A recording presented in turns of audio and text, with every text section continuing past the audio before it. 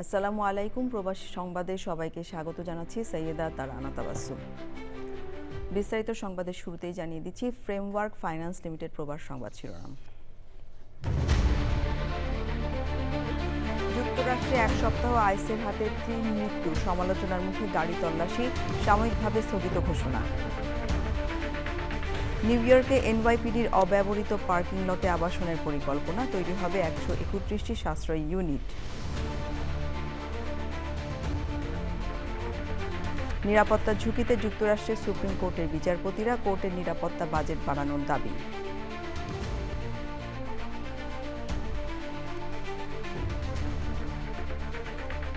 বিশ্ব চ্যাম্পিয়নের পথে আরেক ধাপ এগোলো স্পেন, প্রিয় দলের জয়ে আটলান্টিক সিটিতে প্রবাসীদের উল্লাস।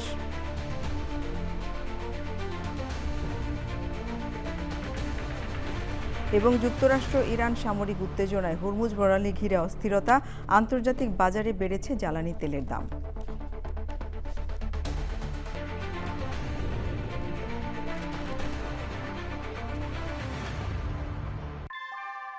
নিউ ইয়র্কে প্রবীণদের কাছে আস্থার নাম অল কাউন্টি হোম কেয়ার। এখানে পাচ্ছেন প্রিয়জনের যত্নে অভিজ্ঞ কেয়ার গিভার। কল করুন 646-444-2266।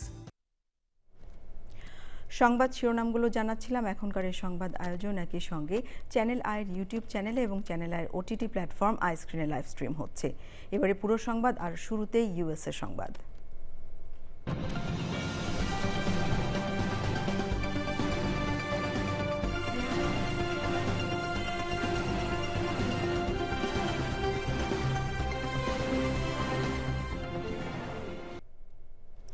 যুক্তরাষ্ট্রে একের পর এক মৃত্যুর ঘটনার পর তীব্র সমালোচনার মুখে দেশব্যাপী গাড়ি থামিয়ে তল্লাশি, সাময়িকভাবে স্থগিতের নির্দেশ দিয়েছে অভিবাসন বিভাগ আইস। এদিকে মেইনে নিহত কলম্বিয়ান যুবকের পরিচয় প্রকাশের পাশাপাশি ফ্লোরিডায় আইস কর্মকর্তাদের ধাওয়ায় আরও একজনের মৃত্যুর নতুন খবর পাওয়া গেছে। নাজিব বেগের রিপোর্ট। অবশেষে তীব্র গণ অসন্তোষ এবং রাজনৈতিক চাপের মুখে পিছু হটতে বাধ্য হল যুক্তরাষ্ট্রের অভিবাসন এবং শুল্ক প্রয়োগকারী সংস্থা আইস। টেক্সাস ও মেইনে কর্মকর্তাদের গুলিতে 2 জনের মৃত্যুর পর এবার দেশব্যাপী গাড়ি থামিয়ে অভিবাসন তল্লাশি সাময়িকভাবে স্থগিত করার জরুরি নির্দেশ দিয়েছেন homeland security secretary Mark Wayne Mullin. কর্মকর্তাদের আপাতত গাড়ি থামানোর পরিবর্তে অন্যান্য পদ্ধতি ব্যবহারের নির্দেশনা দেওয়া হয়েছে। তবে এটি কোনো স্থায়ী নীতি পরিবর্তন নয়, সেরফ সাময়িক বিরতি বলে মন্তব্য করেছেন বর্ডার চিফ টম হোমান। এদিকে মেইনের বিফোর্ডে গুলিতে নিহত সেই কলম্বিয়ান যুবকের আসল পরিচয় মিলেছে। 26 বছর বয়সী ওই যুবকের নাম Johan Sebastian Guerrero. Senator Angus King নিশ্চিত করেছেন, গুরেরো আইসের অভিযানের মূল লক্ষ্যবস্তু ছিলেন না। আইস মূলত অন্য এক ব্যক্তির খোঁজে সেখানে নজরদারি চালাচ্ছিল। ফ্লোরিডার সেন্ট অগাস্টিন থেকেও এসেছে নতুন এক মৃত্যুর খবর। সেখানে আইস ও হোমল্যান্ড সিকিউরিটি ইনভেস্টিগেশনের হাত থেকে বাঁচতে পালানোর সময় 28 বছর বয়সী এক মেক্সিকান নাগরিক মহাসড়ক পার হতে গিয়ে একটি দ্রুতগামী ট্রাকের ধাক্কায় নিহত হন। ট্রাম্প প্রশাসনের কঠোর অভিযানের মুখে মাত্র 1 সপ্তাহের ব্যবধানে অভিবাসন সংক্রান্ত এটি তৃতীয় মৃত্যুর ঘটনা। সীমান্ত ও অভিবাসন কর্মকর্তাদের এমন বেপরোয়া অভিযানের ফলে সাধারণ মানুষের জীবনহানি এবং চরম মানবাধিকার লঙ্ঘনের ঘটনা ঘটছে বলে দাবি করছেন অধিকার কর্মীরা। আইসের এই সাময়িক স্থগিতাদেশের পর ট্রাম্প প্রশাসনের কঠোর অভিবাসন নীতি কিছুটা হলেও ধাক্কা খাবে বলে মনে করছেন বিশ্লেষকরা। নাজিব বেগ, চ্যানেল আই। সাশ্রয়ী আবাসন প্রকল্পে রূপান্তরিত হতে যাচ্ছে নিউ ইয়র্কের ম্যানহাটনে এনওয়াইপিডির একটি অব্যবহৃত পার্কিং লট। সোমবার এই উন্নয়ন প্রকল্পের ঘোষণা করে সিটি প্রশাসন। সেখানে নির্মাণ করা হবে 131টি আবাসন ইউনিট। Desk report. লোয়ার ম্যানহাটনের ইস্ট ভিলেজে নিউ ইয়র্ক পুলিশ ডিপার্টমেন্ট এনওয়াইপিডির অব্যবহৃত পার্কিং লট। শিগগিরই সাশ্রয়ী আবাসন প্রকল্পে রূপান্তরিত হতে যাচ্ছে এই জায়গা, যেখানে পূর্বে গৃহহীন থাকা 30% নিউ ইয়র্কের বাসিন্দারা স্থান পাবেন। সম্প্রতি সিটি কর্তৃপক্ষ ঘোষণা করেছে, এই উন্নয়ন প্রকল্পের আওতায় 131টি সাশ্রয়ী মূল্যের আবাসন ইউনিট ও প্রবীণ নাগরিক কেন্দ্র, কমিউনিটি স্পেস এবং পার্কিংয়ের বিকল্প ব্যবস্থা থাকবে। কুপার স্কয়ার কমিটির নির্বাহী পরিচালক স্টিভ হ্যারিক জানিয়েছেন, এখানে প্রাথমিক স্বাস্থ্যসেবা, মানসিক স্বাস্থ্যসেবা, মাদকাসক্তি নিরাময় কর্মসূচি এবং ডে ট্রিটমেন্ট বা দিনের বেলায় চিকিৎসা গ্রহণের সুবিধাসমূহ অন্তর্ভুক্ত থাকবে। মেয়র জোহরান মামদানি জানিয়েছেন, হাউজিং ওয়ার্কার্স সহ বেশ কিছু অলাভজনক সংস্থা এই জায়গাটি উন্নয়নে কাজ করবে। Desk report, channel I. যৌন নিপীড়ন মামলায় $56 লাখ বেশি ক্ষতিপূরণ দিয়েছেন মার্কিন প্রেসিডেন্ট ডোনাল্ড ট্রাম্প। মার্কিন প্রেসিডেন্টের এই অর্থদণ্ড বুঝে পেয়েছেন প্রখ্যাত লেখিকা জিন ক্যারল। যুক্তরাষ্ট্রের সংবাদ মাধ্যম এপির প্রতিবেদন অনুযায়ী জুরির দেয়া $50 লাখ মূল ক্ষতিপূরণ সুদসহ একটি বিশেষ অ্যাকাউন্ট থেকে ক্যারলকে দেয়া হয়েছে। ক্যারলের প্রধান আইনজীবী রবার্টা কাপলান এই অর্থপ্রাপ্তির বিষয়টি নিশ্চিত করেছেন। যদিও ট্রাম্পের আইনজীবীরা এই অর্থ প্রদান স্থগিত করতে শেষ মুহূর্তে জরুরি আবেদন করলেও আদালত তা নাকচ করে দেয়।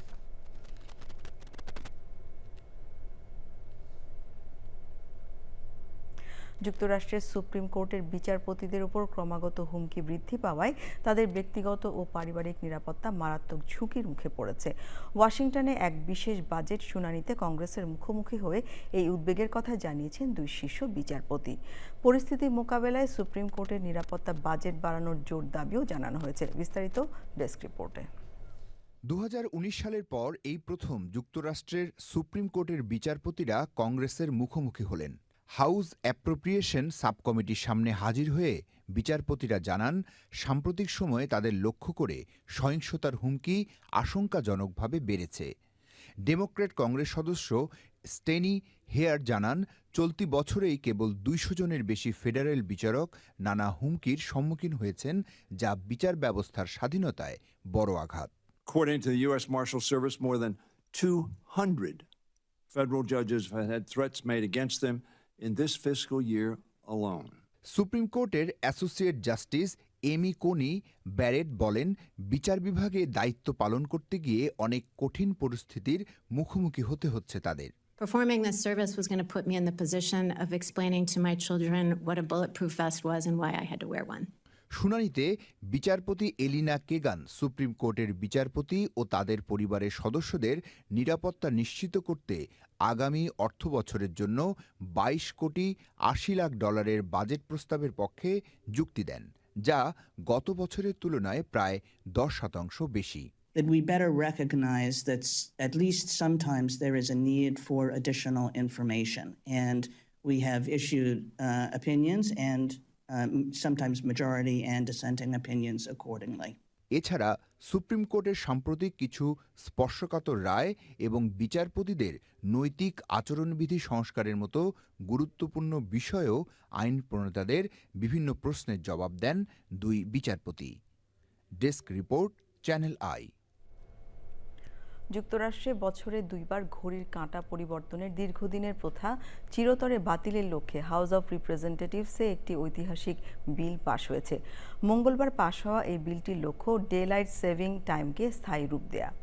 বিলটির সমর্থকরা যুক্তি দিচ্ছেন, এর ফলে মার্কিন নাগরিকরা তাদের সবচেয়ে সক্রিয় সময়ে অতিরিক্ত দিনের আলো উপভোগ করতে পারবেন। নতুন এই নিয়ম কার্যকর হওয়ার আগে যে কোনো স্টেট চাইলে তাদের আইনসভার মাধ্যমে এটি প্রত্যাখ্যান করতে পারবে।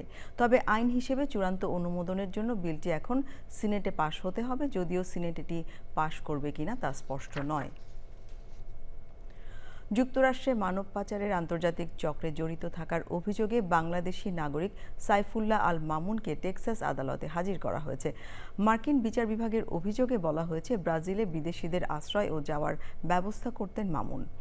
একই মামলায় দোষ স্বীকার করে আল মামুনের 2 বাংলাদেশি সহযোগী মোহাম্মদ মিলন হোসেন ও মুক্তার হোসেন 46 মাস করে কারাদণ্ড পেয়েছেন। অভিযোগ প্রমাণিত হলে আল মামুনের সর্বোচ্চ 15 বছরের কারাদণ্ড হতে পারে।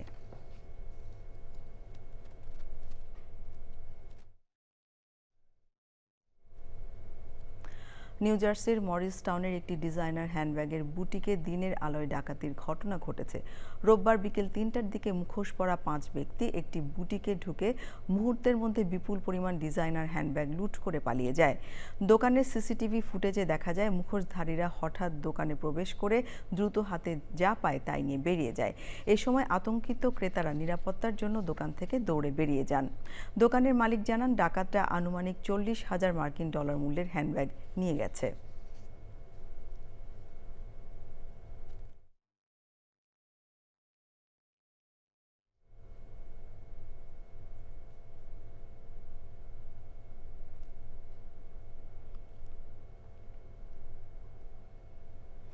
যুক্তরাষ্ট্রের সান ফ্রান্সিসকোর বিখ্যাত আলকাট্রাজ দ্বীপের কাছে একটি পন্টুন নৌকায় ভয়াবহ আগুন ও ডুবির ঘটনায় একজন নিহত হয়েছে। ২০ জন আরোহী নিয়ে ৩ তলা বিশিষ্ট প্রমোত্তরীটি দ্বীপ থেকে প্রায় ৫৫০ মিটার দূরে থাকা অবস্থায় এতে আগুন ধরে যায় এবং পরবর্তীতে এটি উল্টে পানিতে তলিয়ে যায়। San Francisco fire chief Dean Crispen জানান, খবর পেয়ে কোস্টগার্ড ও ওকল্যান্ড পুলিশ দ্রুত উদ্ধার অভিযান শুরু করে। পানি থেকে উদ্ধার করা ১৬ আরোহীকে গ্যাস হাউস কোভ ম্যারিনায় নিয়ে যাওয়া হয়েছে। বিশ্ব চ্যাম্পিয়ন হওয়ার অভিযানে আরেক ধাপ এগিয়েছে ইউরোপ চ্যাম্পিয়ন স্পেন। দলের এই জয়ে নিউ জার্সির আটলান্টিক সিটিতেও আনন্দ উল্লাসে মেতে ওঠেন প্রবাসী স্পেন সমর্থকরা। আরও জানাচ্ছেন সুব্রত চৌধুরী। আর মাত্র একটি ম্যাচ, ফাইনালের সেই ম্যাচ জিতলেই বিশ্ব চ্যাম্পিয়নের মুকুট পড়বে স্পেন। আর সেই লক্ষ্যে দৃঢ় প্রত্যয়ে এগিয়ে চলেছে স্পেন। পুরো ম্যাচ জুড়েই স্পেনের খেলোয়াড়দের আত্মবিশ্বাসী ও আক্রমণাত্মক ফুটবল মুগ্ধ করেছে বিশ্বব্যাপী স্পেন সমর্থকদের। বিশেষ করে বার্থডে বয় লামিন ইয়ামাল ছিলেন দারুণ ছন্দে। বিশ্ব ফুটবলের দুই পরাশক্তির এই ম্যাচ ঘিরে উন্মাদনা ছড়িয়ে পড়ে নিউ জার্সির আটলান্টিক সিটিতেও। ম্যাচ শেষে স্পেনের জয় নিশ্চিত হতেই উল্লাসে ফেটে পড়েন প্রবাসী সমর্থকেরা। আজকের খেলায় স্পেন জিতে গেছে, আমরা খুবই আনন্দিত। প্রিয় দলের নান্দনিক ফুটবলের সাথে সমর্থকদের বাড়তি পাওনা ছিল তারকা ফুটবলার লামিন ইয়ামালের নান্দনিক performance. Congratulations Spain winning the semi-final. Spain আমি অনেক মুগ্ধ, আশা করি তারা চ্যাম্পিয়ন হবে।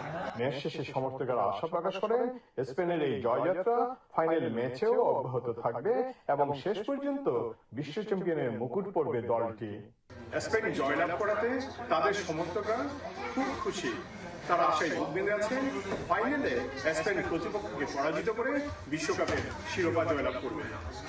Subrata Chowdhury, channel I, Atlantic city, new jersey, America. এবারে অন্যান্য সংবাদ। আন্তর্জাতিক বাজারে সর্বোচ্চ পর্যায়ে উঠেছে জ্বালানি তেলের দাম। যুক্তরাষ্ট্র ও ইরানের মধ্যে নতুন করে সামরিক উত্তেজনার ফলে এখন প্রতি ব্যারেল ব্রেন্ট ফিউচারের দাম বেড়ে দাঁড়িয়েছে $86.19। সুলতানা হিমুর রিপোর্ট। হরমুজ প্রণালীতে যুক্তরাষ্ট্র ও ইরানের সামরিক উত্তেজনার তৃতীয় দিনে প্রতি ব্যারেল ব্রেন্ট ফিউচারের দাম এখন $86.19, যা আন্তর্জাতিক বাজারে এক মাসের মধ্যে সর্বোচ্চ। ফলে তেলের বাজারে দেখা দিয়েছে নতুন করে অস্থিরতা। প্রশ্ন উঠছে, হরমুজ প্রণালীতে ফিরবে কি স্বাভাবিক বাণিজ্যিক নৌ চলাচল? জাহাজ পর্যবেক্ষণকারী প্রতিষ্ঠান মেরিন ট্রাফিকের তথ্য অনুযায়ী এই সপ্তাহে হরমুজ প্রণালীতে জাহাজ চলাচল করেছে 50% কম।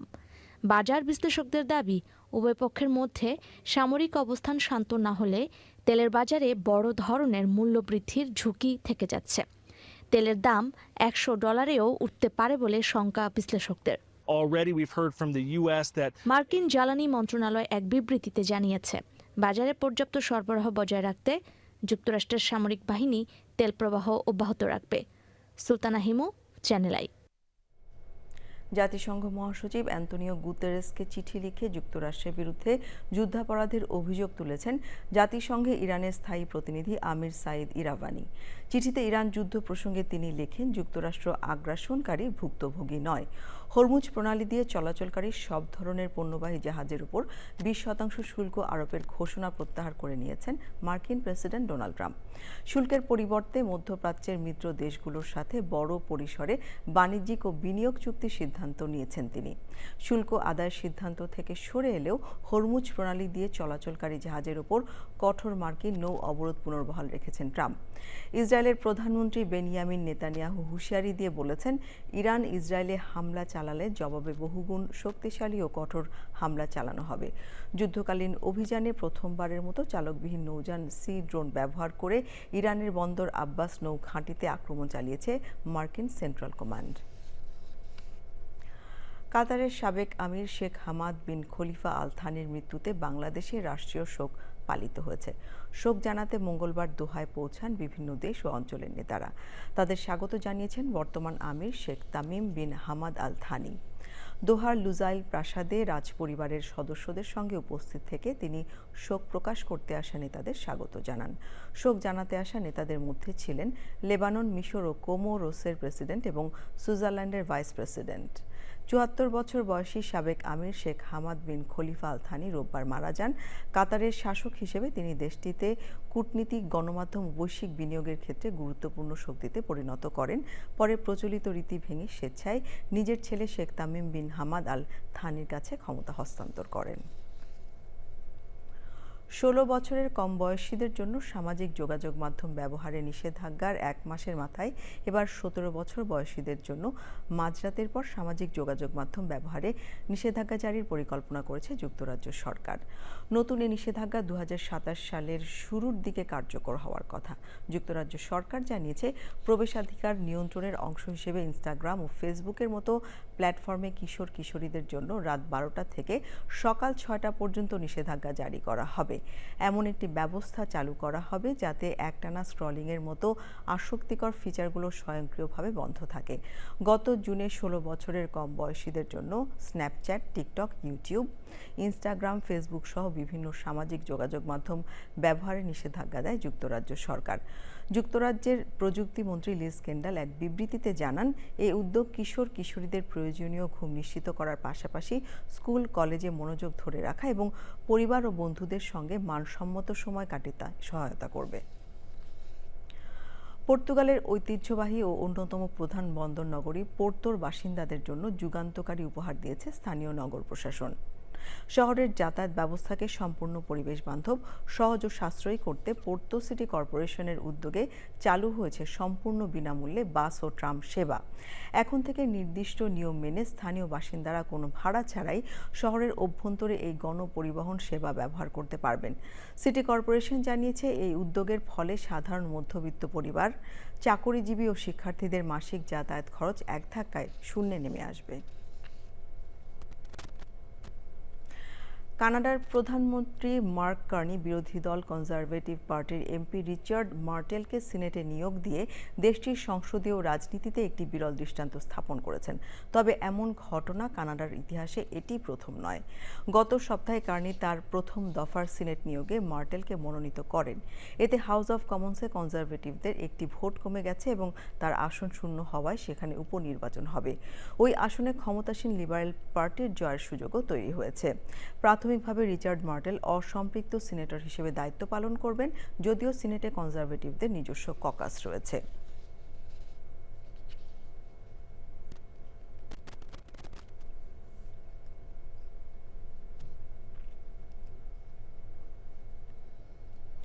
আনন্দ, উচ্ছ্বাস আর একঝাঁক প্রিয় মুখের উপস্থিতিতে কানাডার কুইবেকে মৌলভীবাজার জেলা সমাজ কল্যাণ সমিতির বার্ষিক বনভোজন হয়েছে।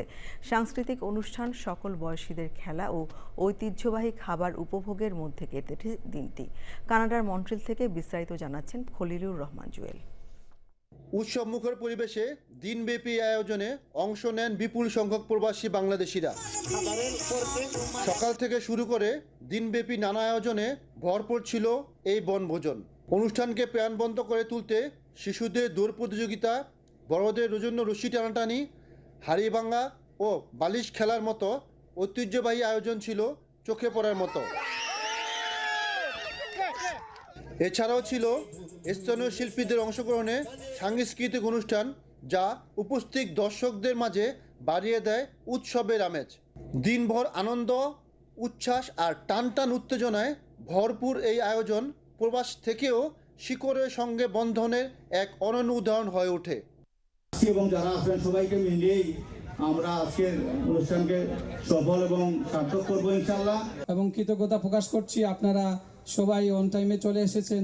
আয়োজকরা জানিয়েছেন ভবিষ্যতে আরও বড় পরিসরে এবং আরও আকর্ষণীয় অনুষ্ঠান রয়েছে তাদের পরিকল্পনায়। এই পিকনিক আয়োজন আমাদের সমিতির পক্ষ থেকে সবাইকে নিয়ে আমরা আনন্দ উপভোগ করতেছি।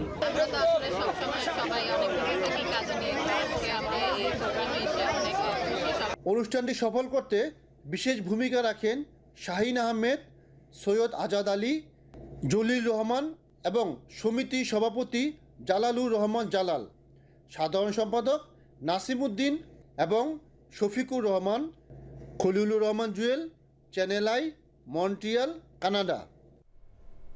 প্রবাস বাংলার উদ্যোগে ওল্ডহ্যাম এম্পায়ার সুইটে অনুষ্ঠিত হয়েছে বর্ণাঢ্য মিলন মেলা। মেলা উদ্বোধন করেন ম্যানচেস্টারের সহকারী হাইকমিশনার মোহাম্মদ জুবায়েদ হোসেন। এ সময় আয়োজক কমিটি ও স্থানীয় কাউন্সিলররা ছিলেন। পরে বাংলাদেশের সহকারী হাইকমিশনার মোহাম্মদ জুবায়ের হোসেন মেলার বিভিন্ন স্টল পরিদর্শন করেন। জাতীয় সঙ্গীতের মাধ্যমে শুরু হওয়া আলোচনা সভায় কাউন্সিলর বৃন্দ ও কমিউনিটির বিশিষ্টজনরা বক্তব্য রাখেন। অনুষ্ঠান পরিচালনা করেন মিজান লিটু। স্বাগত বক্তব্য রাখেন বশির আহমেদ। সভাপতির বক্তব্য রাখেন এম আহমেদ জুনেদ এবং প্রধান অতিথির বক্তব্য দেন সহকারী হাইকমিশনার মোহাম্মদ জুবায়ের হোসেন।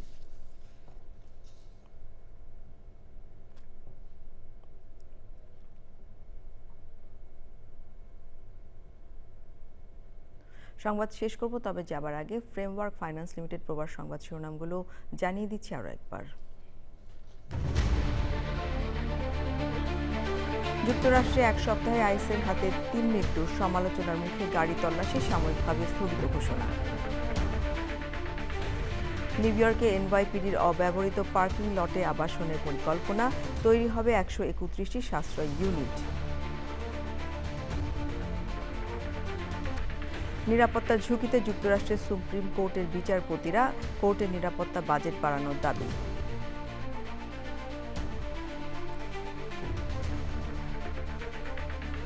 বিশ্ব চ্যাম্পিয়নের পথে আরেক ধাপ এগোল স্পেন।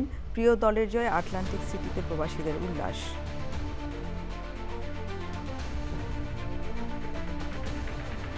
এবং যুক্তরাষ্ট্র ইরান সামরিক উত্তেজনায় হরমুজ প্রণালী নিয়ে অস্থিরতা, আন্তর্জাতিক বাজারে বেড়েছে জ্বালানি তেলের দাম।